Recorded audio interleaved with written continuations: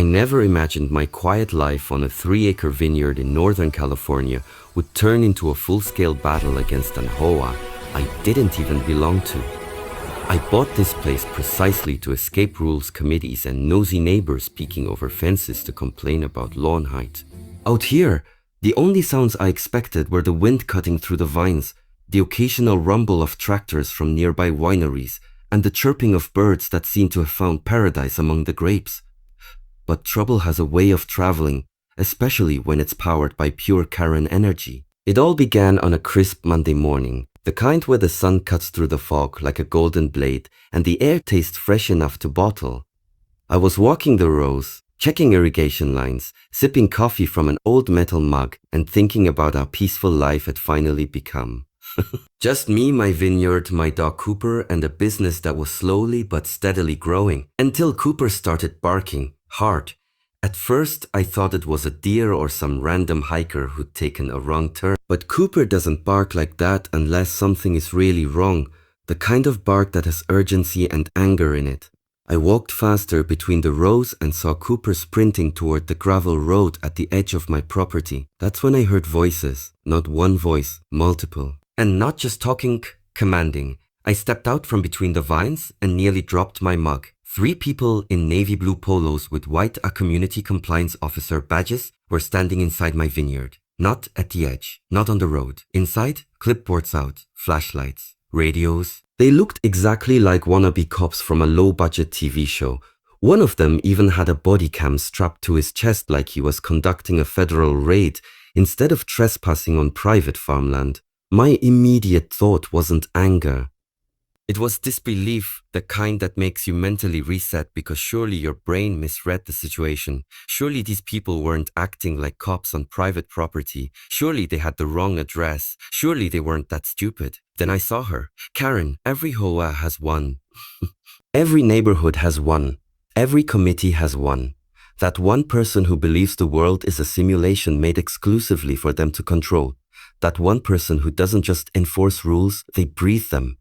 This Karen stood confidently at the fence line with oversized sunglasses that covered half her face, an iPad ready in her hands, and a voice that carried the pure authority of someone who's filed at least 400 complaints in her lifetime. And she was smiling. The kind of smile you only see on people who think they've just caught someone committing the crime of the century. I stepped forward, trying to keep my voice calm. Can I help you? One of the wannabe officers turned toward me like he'd been waiting for a line like that. Rate had been waiting for a line like, Sir, we're conducting an inspection. Inspection of what? I asked, genuinely curious. Your non-compliant agricultural setup, the second one said, writing something on his clipboard even though nothing had happened yet. Cooper growled as the third stepped closer, and I held up my hand. Whoa. First of all, who are you people and why are you standing in my vineyard? The first one puffed out his chest slightly. We're the Community Compliance Department for Value Ridge Estates. I blinked. A Value Ridge Estates? That's the HOA on the other side of the creek. Well, that's right, he said proudly. We oversee all properties within visual or environmental influence of our community. I stared at him, then laughed.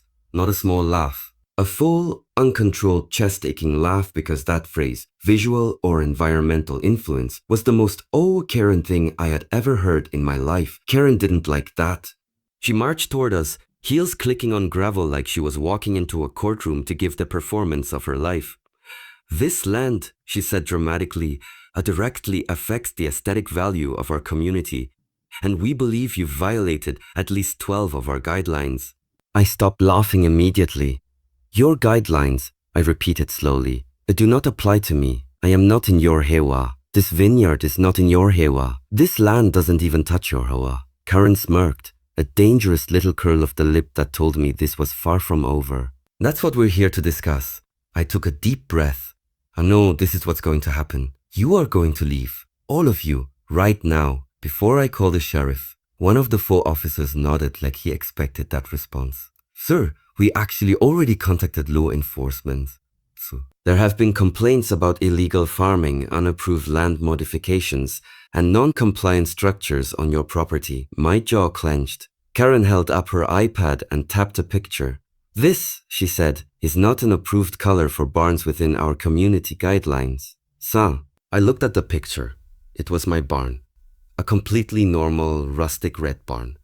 Red, I said flatly, is not an approved color. Not our red, she corrected. Or, like she owned every shade of the color red in a 5-mile radius. I pinched the bridge of my nose and exhaled slowly. Let me say this one more time. I'm not in your HOA. Yet, she said. That word, yet different. I stepped a little closer. What do you mean by yet? Karen glanced at her compliance minions and then back at me with absolute confidence. We're in the process of expanding our jurisdiction. Your land will soon fall under our management. We've already begun preliminary checks. My voice hardened.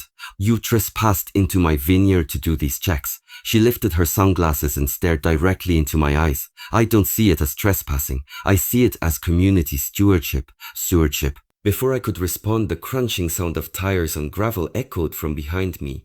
A black SUV rolled down the driveway and slowed to a stop. The sheriff's department emblem gleamed on the door. Finally, real law enforcement. Sheriff Dawson stepped out, a broad-shouldered man with a calm expression that could put out a wildfire. He had dealt with Karen multiple times in the past. I knew because one of my neighbors warned me right after I moved in. Don't cross the bridge on weekends. That HOA woman will call the cops if your truck looks dusty. Dawson gave me a nod, then looked at the crowd of FO officers. What's going on here? Karen stepped forward confidently. Sheriff, thank you for coming. We're issuing a compliance citation to this property for... Dawson raised a hand. Imam, these people are on private property. Why are you here? We're the community compliance officers for Valley Ridge Estates. The tallest one declared proudly. Dawson stared at him. That's not a law enforcement agency. It's an authorized subdivision enforcement unit, Karen corrected. I almost choked. Authorized by who? Certainly not the county. Dawson's voice dropped into that low, disappointed tone only lawmen can pull off. Imam, unless you have a court order or the landowner's permission, you have no legal authority to step foot on his property. Karen scoffed.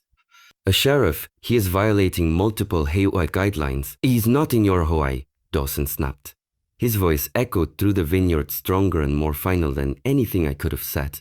The FO officer suddenly stopped writing. Even Cooper perked up like he knew something good was about to happen. Karen wasn't done. She wasn't even close. But this property can be seen from our community, she insisted.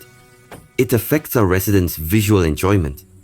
Dawson blinked at her slowly, like he was genuinely trying to understand how such a sentence could exist.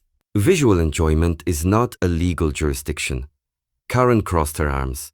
I'll have you know, Sheriff, we've already submitted paperwork to include this parcel into our oversight. That paperwork, Dawson said calmly, has no legal standing whatsoever. Karen pointed dramatically at my vines. The spacing between these rows is uneven. They've been like that since the 70s, I said. This vineyard is older than your entire HOA. She turned back to the sheriff. He's growing crops without our approval. It's a vineyard, I snapped. It doesn't need your approval. Karen stamped her foot like an angry toddler. His barn doesn't match our color palette. It doesn't have to. Dawson barked. By now, a couple of the FO officers were shifting nervously, clearly realizing this was not the routine dominance display they expected. One of them even mumbled something about getting back to the truck. Dawson pointed to them. All of you! Out! Now, before I start issuing real citations, Karen spun around to her team. Do not move. We have every right to be here. No, Dawson said, you don't. She squared her shoulders, ready to argue again, but the sheriff had clearly reached his limit. He stepped closer, speaking slowly. Ma'am, if you don't leave this property immediately, I will arrest you for trespassing. Her jaw dropped. You wouldn't dare. Dawson didn't even flinch. Try me. For the first time, Karen hesitated. Her confidence wavered, her mouth opened and closed, and her eyes darted around like she was calculating her next move. Finally, she huffed, turned sharply, and marched toward the fence. But as she reached the edge of my property, she stopped and looked back at me with pure, simmering hatred in her eyes. This isn't over, she said. I smiled calmly. It is on my land. Karen narrowed her eyes. We'll see what the HOA board has to say. The FO officers followed her reluctantly, scrambling over the fence like raccoons escaping a trash can raid. One of them dropped his clipboard and didn't even bother picking it up. Dawson sighed when they were finally gone. They've been causing problems all over the county, he said. They're trying to expand their HOA by intimidation. You're not the first they've tried to bully. I nodded slowly. They picked the wrong vineyard. Dawson smiled. Keep an eye out. Karen doesn't take well to being told no. Though, he drove off, leaving me standing in the quiet vineyard that didn't feel quiet anymore. The peace was shaken, the air still thick with Karen's threats and the stomp marks of her wannabe officers. I looked around my land, my vines, my barns, my rows, and for the first time since buying this place, I felt something I hadn't expected. I felt protective. This wasn't a home anymore. This was a battlefield. And Karen had just declared war. What I didn't know then was how far she was going to take it. I didn't know how many tricks she still had up her sleeve, how many complaints she'd file, how many lies she'd spread, or how many times she'd try to force her HOA rules onto my land.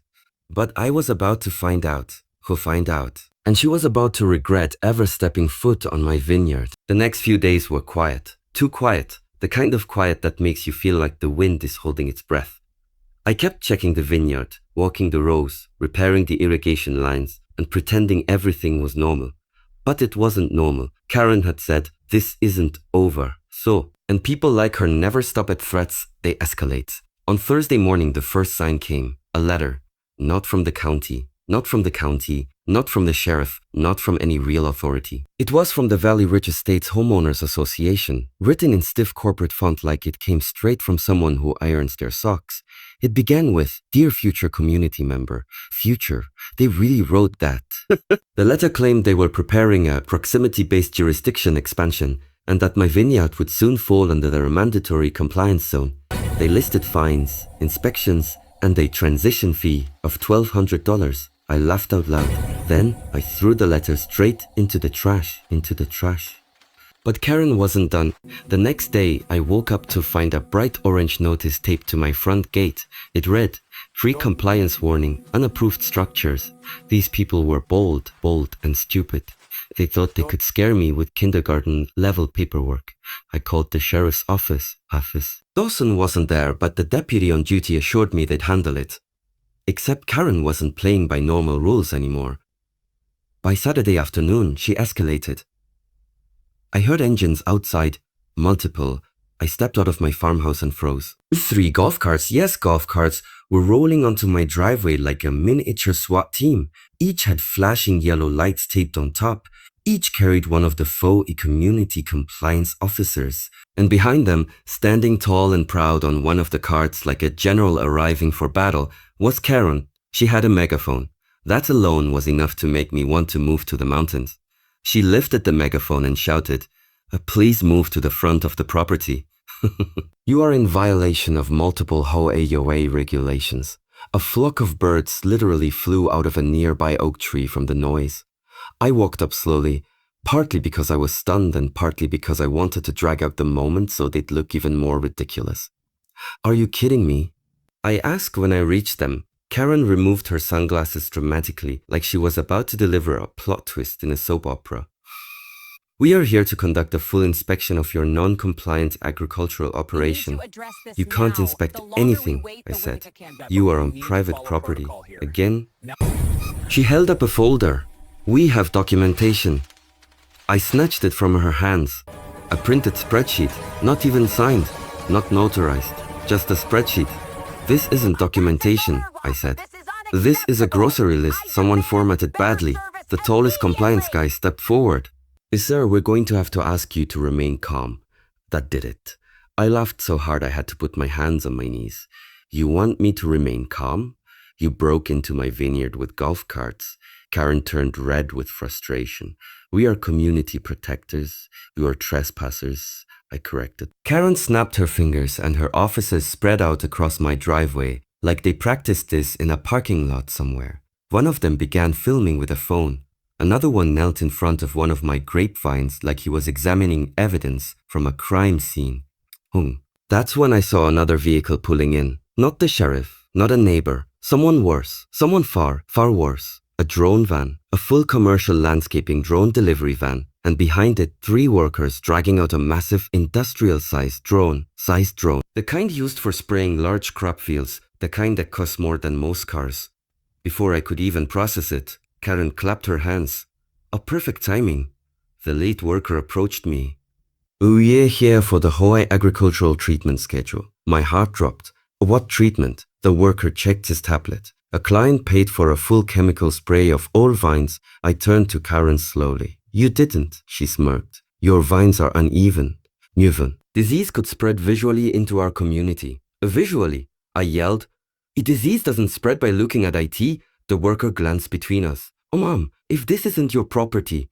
It is, Karen shouted. It is not, I shouted back. The workers froze, confused. The drone's blade spun slightly in the wind, ready to lift off. If that drone sprayed my grapes, my entire crop for the year would be ruined. I stepped in front of it. And nobody touches anything. That's when Karen snapped. She shoved past me and tried to wave the workers forward. Proceed. This man is obstructing HOA authorized agricultural maintenance. But this isn't HOA land, I said. IT will be, she screamed. Her voice echoed across the vineyard like a dying car engine. Then, sirens, real sirens. A sheriff's cruiser swung into the driveway so fast, the gravel kicked up in clouds. Sheriff Dawson stepped out, hand on his belt, eyes sharp and furious. Karen froze mid-yell. Dawson walked straight up to the workers first. Did you get authorization for this spray? HOA sent us, the worker said shakily. Dawson nodded. Pack it up. Immediately. Pack it up. Immediately. The workers didn't hesitate. They shut the drone down and loaded it back into the van like they were escaping a robbery. Then Dawson turned to Karen. I swear the temperature dropped 10 degrees. Mom, he said calmly, you are now interfering with a commercial agricultural operation. This is a felony. Karen blinked rapidly. You can't be serious. I've never been more serious. She tried to recover. Sheriff, I am protecting the community. No, Dawson cut in sharply. You are harassing a private landowner. You are trespassing again. You are issuing fraudulent citations. And now you attempted to chemically alter another person's crop without consent. She gasped like he slapped her. Fraudulent? Fraudulent? Fraudulent? I am the president of the Valley Ridge HOA, and that means nothing out here, Dawson replied. Karen's jaw shook. Sheriff, I'm warning you. Dawson held up his hand. I'm done warning you. He pulled out handcuffs. The officers behind her panicked instantly. Karen's eyes widened. You can't arrest me. You're right, Dawson said. You can turn around and place your hands behind your back voluntarily. The sound that came out of Karen was somewhere between a shriek and a broken blender. This is outrageous. You can't do this to me. He turned her around and cuffed her so smoothly, it looked rehearsed. Her officers tried to run back to the golf carts, but Dawson pointed at them. Don't. Move. They froze like statues. Karen kicked at the gravel. I will sue you. I will sue this county. I will sue this entire state. You will need a lawyer who wants to deal with you, Dawson said. Good luck. He guided her to the cruiser. She kept screaming, kicking, yelling incoherent threats, and shrieking about bylaws as he placed her inside. When the door slammed shut, the silence felt like the first breath after being underwater too long. The faux officer stared nervously at me. Dawson pointed at them. You 3 are getting citations, real ones. Leave these golf carts here. You can pick them up after paying your fines. They looked like kids who got caught stealing candy. As they walked away, one of them finally muttered, We didn't sign up for this. Yes, you did, I said. You signed up the moment you followed Karen. They vanished down the road on foot, defeated. Dawson turned to me, finally letting out a long sigh. I warned you she'd escalate. I nodded slowly. Yeah, she almost sprayed my vineyard. That's attempted crop destruction, Dawson said. She's going away for a while. I looked over my land. The vines stood tall, unaffected, safe. My barn glowed red in the late afternoon light, the same red she hated so much. Dawson walked closer, but she'll be facing multiple charges. She won't bother you again. I exhaled deeply, letting the tension finally leave my shoulders. Good. But Dawson wasn't finished. You should know, he said, lowering his voice, that the HOA board voted her out. Her own neighborhood petitioned against her. I blinked. They kicked her out? He nodded. Effective immediately. She's no longer president. They're dissolving that community compliance unit too. I felt a smile tug at the corner of my mouth. They finally realized she's insane? Or more like they realized she was dragging them into lawsuits, he said with a shrug. We both laughed at that. After Dawson left, I walked through my vineyard again. The vines swayed gently in the breeze. Cooper trotted beside me, tail wagging like everything was finally back to normal. For the first time in days, the air felt calm again, peaceful, real, full. I stood at the highest point of the property, overlooking the rows below, watching as the sun dipped into the horizon and coated the grapes in gold. That was when I realized something important. This place wasn't just land. It wasn't just a vineyard. It wasn't just a vineyard. It was my freedom. And no HOA, no Karen, no wannabe community cope was ever going to take that away from me. Not now, not ever. But justice, real justice, has a way of wrapping up stories better than I ever could. 2 weeks later, I got a letter in the mail. Not from the HOA, not from the HOA, not from Karen, from the county. Inside was an official statement. Karen was banned from serving on any HOA board or enforcement committee within the state for 5 years. 5 years. And that wasn't all. She was fined heavily for trespassing, falsifying authority, attempting to alter agricultural property, and operating an unauthorized enforcement group. Her golf carts ceased. Her community compliance officer program disbanded. Her attempt to annex my vineyard into the HOA permanently denied by the county. And according to a neighbor, she moved out of the HOA entirely, sold her house, packed her bags, gone. Apparently, the entire neighborhood celebrated the day she left. I don't blame them. A week after hearing all this, I hosted a small gathering for the local farmers. We sat around the fire pit, tasted wine straight from the barrel, and laughed about the madness of it all. Someone asked, what did she think would happen? I shrugged. I don't know. Maybe she thought fear would work. Another farmer raised his glass. But to standing your ground, I lifted mine. But to never joining an HOA, everyone laughed. The stars came out clear and bright above the vines. The air was cool, the fire warm, and for the first time in a long time, I felt completely free. And that's how the whole thing ended. Not with a fight, not with revenge, but with peace, real peace. Because Karen learned the hard way that you can't force control on people who don't belong to you. This vineyard was mine. It always was, and it always will be. By the time I walked back into my farmhouse that night, Cooper trailing behind me with tired paws and happy eyes, I felt something I hadn't felt in months. Closure. The war was over. I won. And that, right there, was the best harvest of the year.